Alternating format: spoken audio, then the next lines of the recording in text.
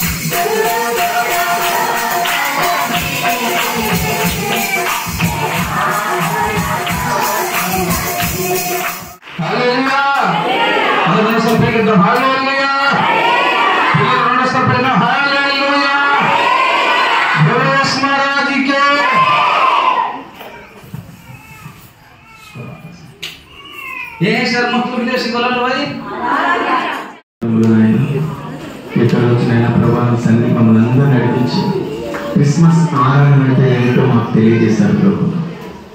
అందరూ దేవునికి మీ సన్నిధికి వస్తారు కానీ హృదయపూర్వకంగా ఆరాధించలేనప్పుడు వారి పాపములు, దోషములు, అతిక్రమములు అలాగే ఉంటాయంటున్నాం. ఆ రోజునైనా నువ్వు జన్మించినప్పుడు ముగ్గురు జ్ఞానులు ఎంతో ప్రయాసతో ఎన్నో రోజులు ప్రయాణం చేసి నిన్ను కలుసుకున్నారు.